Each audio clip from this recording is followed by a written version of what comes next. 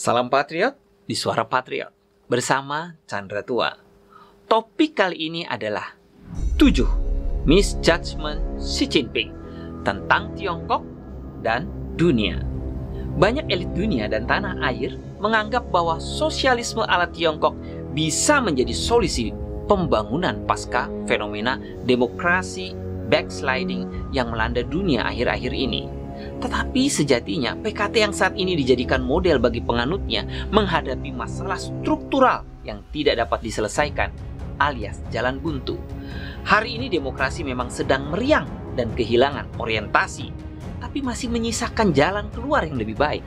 Cepat atau lambat demokrasi dapat mengurangi konflik dan pada akhirnya tercipta keseimbangan. Ini tidak terjadi pada PKT. Begitu ia tidak bisa keluar dari kemelut, pilihannya hanya ada satu, runtuh seperti yang menimpa Uni Soviet. Memahami kelemahan sistem komunis, Deng Xiaoping segera menyelamatkan sistem yang gagal dengan mengawinkannya dengan ekonomi pasar kapitalis, yang hasilnya seperti yang kita lihat sekarang, yaitu state capitalism. 40 tahun reformasi dan keterbukaan yang tercipta adalah kapitalis kroni. Cita-cita komunis untuk menciptakan kebahagiaan rakyat adalah sebuah tipuan besar.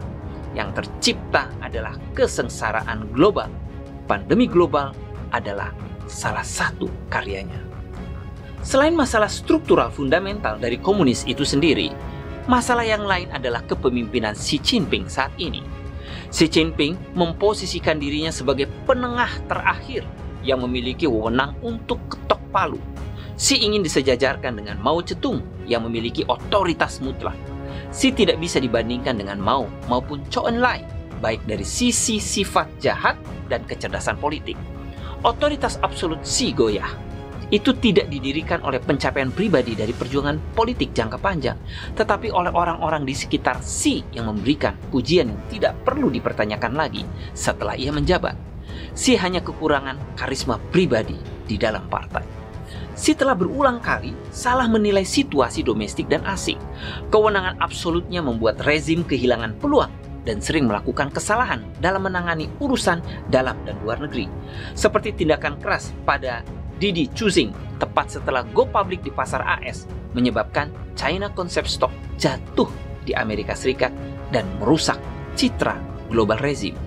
Han Sun Kau, penulis Blood Rain in My Youth, menyebutkan ada 7 kesalahan penilaian Xi yang berdampak buruk bagi rezim dan dirinya sendiri. Pertama, Tiongkok cukup kuat untuk menghadapi demokrasi. PKT telah membuat kemajuan besar dalam mendapatkan kekuatan dan mengumpulkan sejumlah besar kekayaan untuk anggota partainya, kroninya.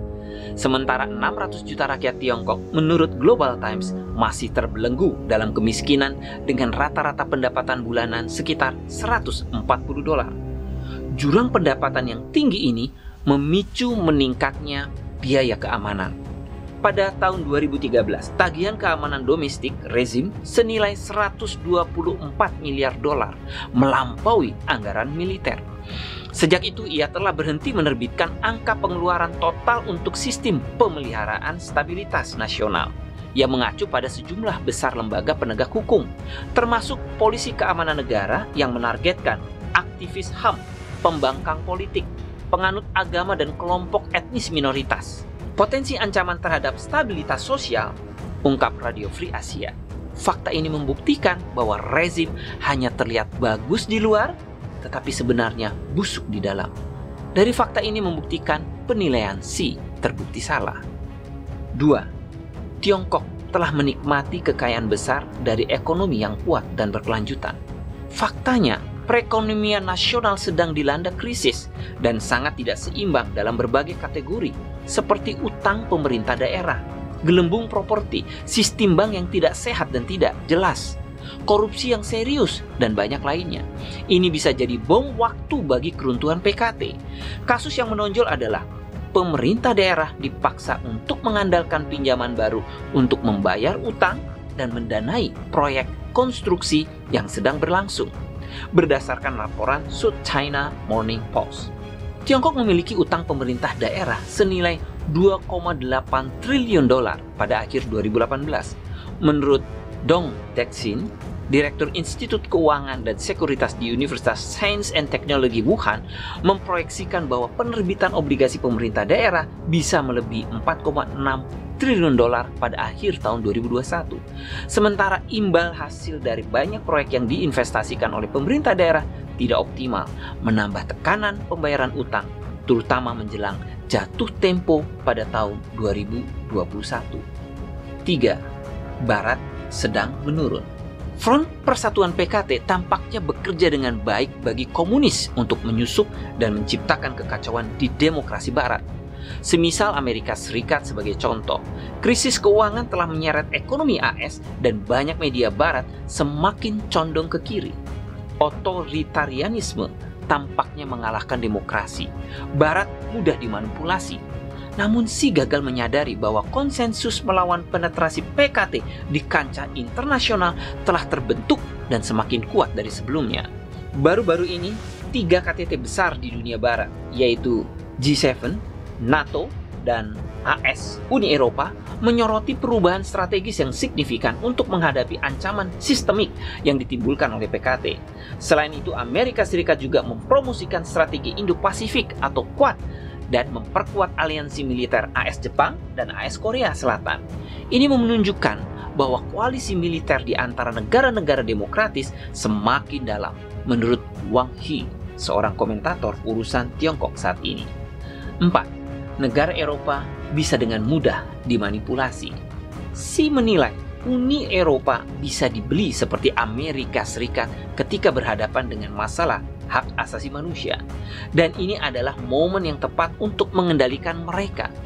7 Desember 2020, Uni Eropa mengadopsi keputusan dan peraturan yang menetapkan rezim sanksi hak asasi manusia global. Uni Eropa melengkapi dirinya dengan kerangka kerja yang memungkinkannya menargetkan individu, entitas, dan badan, termasuk aktor negara dan non-negara yang bertanggung jawab, terlibat dalam atau terkait dengan pelanggaran hak asasi manusia yang serius di seluruh dunia, dimanapun itu terjadi. Uni Eropa memberlakukan sanksi terhadap PKT pada Maret 2021 atas pelanggaran HAM Xinjiang. PKT membalasnya, namun di luar dugaan, Uni Eropa pada 20 Mei 2021 mengeluarkan resolusi untuk membekukan ratifikasi perjanjian komprehensif Uni Eropa Tiongkok tentang investasi. 5. Pasar dan rantai pasukan Tiongkok menjadi sangat penting bagi negara-negara Barat. Xi menilai bahwa negara-negara Barat akan menanggung konsekuensi pahit dari memburuknya hubungan dengan Tiongkok. Pemerintah akan dipaksa untuk membuat konsensi di bawah tekanan kelompok bisnis dan profesional. Kenyataannya penilaian Xi salah lagi. Ketegangan geopolitik, PKT, agresi terhadap tetangga dan di Laut Tiongkok Selatan, tarif tinggi, penggunaan tenaga kerja etnis minoritas paksa, penyalahgunaan aturan WTO, Organisasi Perdagangan Dunia, menyebabkan hengkangnya pabrik-pabrik dunia menjauh dari Tiongkok. Ini diperburuk dengan adanya pandemi. Pandemi telah banyak mengubah pandangan beberapa negara seperti Amerika Serikat, Jepang, Eropa, dan Australia bahwa pasokan medis, hal strategis dan sensitif terhadap masalah keamanan nasional seperti halnya pertahanan, telekomunikasi, dan teknologi. Pada November 2020, Kamar Dagang Amerika di Shanghai merilis laporan bisnis tahunan Tiongkok yang menunjukkan bahwa 29% atau sepertiga produsen yang disurvei memikirkan atau sudah berencana untuk keluar dari Tiongkok. 6. Kontrol teknologi tinggi yang meluas telah menghambat perkembangan pembangkangan sipil. Sejatinya, prasyarat bagi kontrol sosial yang efektif terletak pada peningkatan taraf hidup masyarakat secara bertahap. Kerusuhan sipil pecah begitu ekonomi menurun, mata pencarian masyarakat dipertaruhkan, harga properti anjlok, dan pengangguran melonjak. Sebuah laporan tahun 2012 oleh Europe China Research and Advice Network yang didanai Uni Eropa mencatat bahwa insiden kerusuhan sosial meningkat dari 8.700 pada tahun 1993 menjadi 87.000 pada tahun 2005. Kementerian Keamanan Publik PKT berhenti mengeluarkan data tersebut secara total setelah tahun 2005. Data tidak resmi yang diperkirakan oleh seorang peneliti di Universitas Tsinghua menunjukkan bahwa ada 180.000 insiden pada tahun 2010. Menurut laporan itu, alasan langsung untuk kerusuhan tersebut termasuk sengketa tanah, degradasi lingkungan, konflik perburuan, dan perselisihan etnis yang berakar pada struktur kelembagaan hubungan pusat daerah dan sifat otoriter PKT. Mengendalikan masyarakat tetapi mengabaikan kesejahteraan rakyat membuat masyarakat membangkang. 7. Hong Kong mudah didamaikan. Taiwan bisa direbut secara paksa dan Xinjiang akan ditaklukkan secara tertutup. Penilaian si meleset. Penindasan Hong Kong telah memicu reaksi internasional. Taiwan telah menjadi sekutu tak terpisahkan dari Amerika Serikat dan Jepang. Dan penindasan Xinjiang telah menjadi titik lemah rezim. Ketiga isu tersebut memperburuk situasi yang sudah sulit bagi rezim.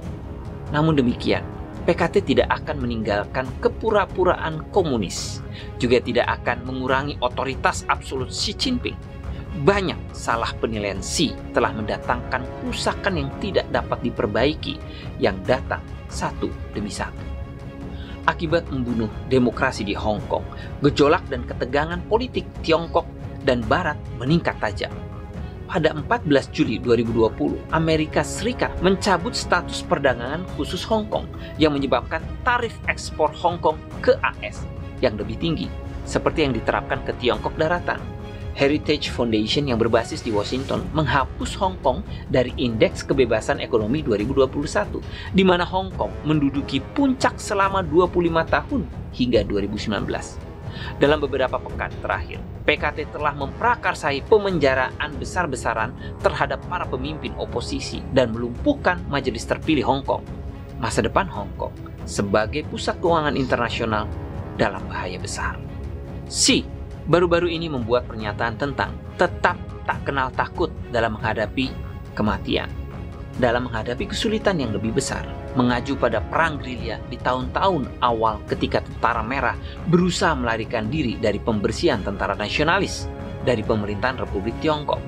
Dia menggembar-gemborkan cita-cita revolusioner membumbung di atas awan, namun dia tidak dapat menyelamatkan situasi kali ini. Beberapa netizen mengatakan bahwa kesalahan Xi baru-baru ini di CPC dan KTT Partai Politik Dunia, apakah saya sudah selesai berbicara? Menandakan tanda yang tidak menyenangkan. Kaisar terakhir dinasti Qing, Puyi, naik tahta pada usia 3 tahun. Duduk di atas tahta dan menangis. Ayah kandungnya menghiburnya dengan mengatakan, ini hampir selesai. Pernyataan santai itu menjadi kenyataan. Benar saja, dinasti Qing selesai tak lama kemudian. Tanda-tanda kejatuhan sering muncul di tempat-tempat yang tidak mencolok.